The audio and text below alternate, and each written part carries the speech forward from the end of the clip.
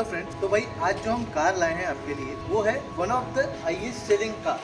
और अगर इस सेगमेंट की बात करें, हैचबैक सेगमेंट की बात करें, तो इसमें ये लास्ट ईयर की टॉप सेलिंग कार है। इस कार की जो कंपैरिजन होती है Hyundai की i20 के साथ, दूसरा टाटा अल्ट्रोज, उसके बाद Volkswagen की पोलो के साथ होती है। लेकिन अगर हम कंपेयर करें तो ये सबसे ज़्यादा सेगमेंट में बिकने वाली कार है। अगर हम इसके लुक की बात करें तो अभी इस कार का लुक चेंज कर दिया गया है। ये है बलेनो, जो कि सेकंड टॉप मॉडल भी हम इसे बोलते हैं। जो अल्फा और जेटा में डिफरेंस आता है वो आपको कुछ ज़्यादा नहीं मिलता है, लेकिन अगर आप चाहें तो उन फीचर्स को स्किप कर सकते हैं। जैसे कि एक आपको मिलता है जेटा में रिवर्स पार्किंग कैमरा आता है, अल्फा में आपको 360 डिग्री कैमरा आता है, हेड अप डिस्प्ले का जेटा और अल्फा में। उसके बाद leather wrap seat, cruise control, ये माइनर डिफरेंस आते हैं। तो चलिए हम शुरू करते हैं। सबसे पहले अगर हम बात करें इसके हुड की, तो इसको एक नया डिज़ाइन दिया गया है और इसके ग्रिल को भी नया डिज़ाइन दिया गया है। अगर आप इसके हुड को देखेंगे तो ये थोड़ा एरोडायनामिक हो जाता है अगर यहाँ से चेक करेंगे तो। देन इसका ग्रिल जो है वो मैश शेप में दिया हुआ है। हेडलाइट जो सेक्शन है उसकी बात करें तो आपको ये 3 सेगमेंट में ये LED हेडलाइट्स मिलता है और ये प्रोजेक्टर LED हेडलैम्प्स मिलते हैं। उसके बाद ये जो है आपको हेलोजन मिलता है। देन आपको अल्फा में यहाँ पे DRLs आ जाते हैं जो कि जेटा में नहीं मिलते हैं। उसके बाद यहाँ पे आपको जेटा में फॉग लैम्प्स नहीं मिलते हैं, ये एक्सेसरीज में डलवाया हुआ है। उसके बाद इसका बम्पर भी चेंज कर दिया गया है। इसका बम्पर भी थोड़ा अभी आगे का डिज़ाइन कर दिया गया और ये वेंटिलेशन काफ़ी ज़्यादा प्रोवाइड किया है इस गाड़ी को। देन अगर हम इसके साइड प्रोफाइल की बात करेंगे तो साइड प्रोफाइल में आपको अल्फा में डायमंड कट अलॉय व्हील्स मिलते हैं।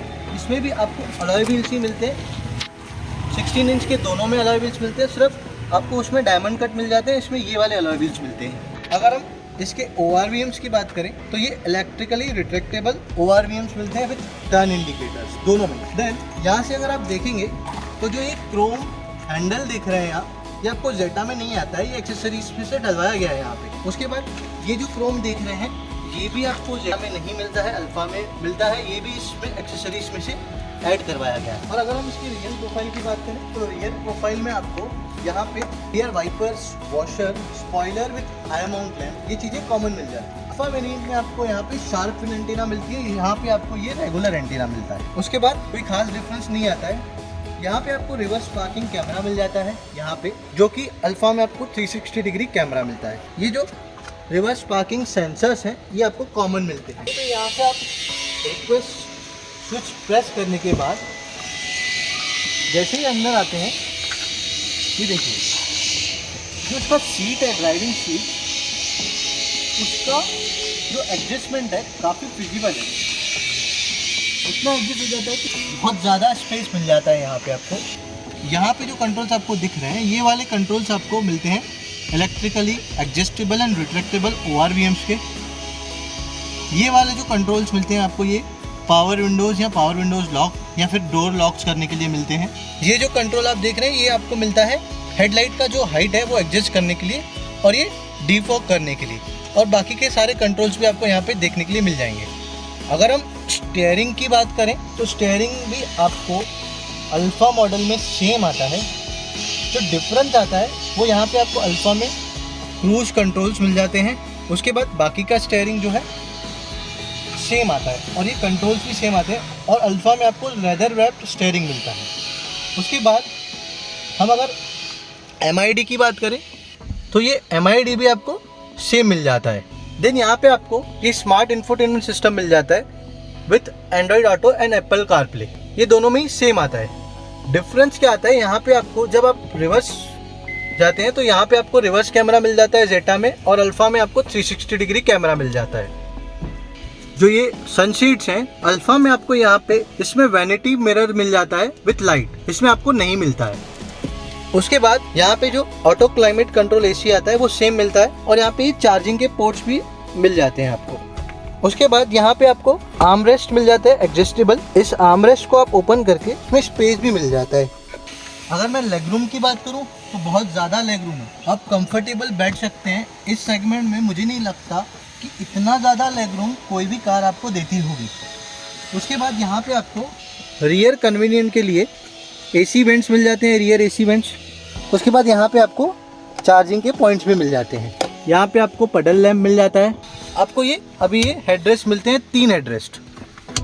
ये देखिए, पहले 2 आते थे, अभी ये 3 हेडरेस्ट मिल जाते हैं आपको। उसके बाद ये जो सीट्स हैं ये 60-40 स्प्लिट सीट्स हैं। अगर मैं आपको इन सीट्स को फोल्ड करके दिखा दूं तो ये देखिए बूट स्पेस काफ़ी ज़्यादा बड़ा मिलता है आपको। उसके बाद ये जो सीट्स हैं ये भी आपको 60-40 स्प्लिट्स मिल जाती हैं। ये देखिए, अगर हम इस सीट्स को फोल्ड कर दें तो ये बहुत ज़्यादा पूरा स्लांट हो जाता है और ये पूरा ज़्यादा आप यूज़ कर सकते हैं। सबसे पहले हम अगर कार को स्टार्ट करते हैं, यहाँ पे आपको पुश स्टार्ट स्टॉप बटन मिल जाता है। ये देखिए, स्टार्ट होने के बाद आपका MID कुछ ऐसे दिखता है और ये स्मार्ट इंफोटेनमेंट सिस्टम में ये वेलकम लोगो जो आता है कुछ इस प्रकार से दिखता है। अभी गाड़ी का टेस्ट ड्राइव लेंगे। यहाँ पे अभी जो एवरेज बता रहा है फ्यूल इकोनॉमी इस कार की करीबन 16 किलोमीटर पर लीटर के आसपास बता रहा है, वो भी ये सिटी ड्राइव है। इसके फ्यूल एफिशिएंसी की बात करें तो ये 19 से 20 आपको ऑन एन एवरेज माइलेज देती है। अगर हम स्टीयरिंग की बात करें इसके तो काफ़ी सॉफ्ट बना दिया गया है पहले से as compared to old Baleno. ये देखिए, हम रिवर्स लेते हैं तो ये रिवर्स कैमरा यहाँ पे दिखता है। अगर मैं इसके इंजन रिफाइनमेंट की बात करूँ तो इसका इंजन पहले से ज़्यादा रिफाइन कर दिया गया है। इसमें 1.2 लीटर पेट्रोल इंजन आता है, 4 सिलेंडर। तो ये इंजन काफ़ी ज़्यादा रिफाइन लग रहा है मेरे को पहले से। ये देखिए, हमने अगर सीट बेल्ट नहीं लगाया है तो यहाँ पे ये वार्निंग दिखाता है सीट बेल्ट फास्ट करने के लिए। तो सबसे पहले हम सीट बेल्ट लगा देते हैं अभी। अगर हम जेटा का कॉस्ट देखें और अल्फा का कॉस्ट देखें तो ये मॉडल जो है ऑन रोड जाता है कुछ 9,50,000 के आसपास और अल्फा है 10,60,70,000 के आसपास। इस 1 लाख के डिफरेंस में आपको 360 degree camera, head up display, fog lamps और डायमंड कट अलॉय व्हील्स, ये सारे फीचर्स जो मेजर अपडेट्स हैं ये मिलते हैं और बाकी सारे छोटे मोटे चेंजेस देखने के लिए मिलते हैं। तो ये आपकी चॉइस है। अगर आपको वो सारे फीचर्स होना तो आप अल्फा पे जा सकते हैं, नहीं तो मेरे हिसाब से अगर आपको वो सारे फीचर्स की रिक्वायरमेंट नहीं है तो जेटा भी बहुत अच्छा मॉडल है। तो ये था हमारा बलेनो अल्फा और जेटा में कंपेरिजन। जो मेजर चीज़ें आती हैं आपको जेटा और अल्फा में डिफरेंस, वो आपको जेटा में एक 360 डिग्री कैमरा का, एक क्रूज कंट्रोल का, उसके बाद LED का, हेड अप डिस्प्ले का, और जो ये आपको ORVMs दिख रहे हैं वो ऑटो फोल्ड हो जाते हैं अगर आप कार को लॉक कर रहे हैं तो। ये चीज़ का मेजर डिफरेंस आता है।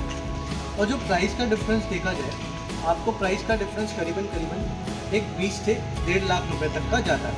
और एक दूसरी बात, बलेनो जो मॉडल है मारुति का, मारुति सुजुकी ने अभी अपना डीजल का जो प्रोडक्शन है वो टोटली बंद कर दिया गया है और BS6 में अपडेट होने के बाद जो डीजल का है मारुति का फिलहाल कोई प्लान भी नहीं है उसको प्रोडक्शन में डालने का। तो बलेनो अभी सिर्फ आपको या तो CNG में मिलेगा या तो पेट्रोल में मिलेगा। मुझे कमेंट सेक्शन में ज़रूर बताइए कि आपको ये वीडियो कैसा लगा।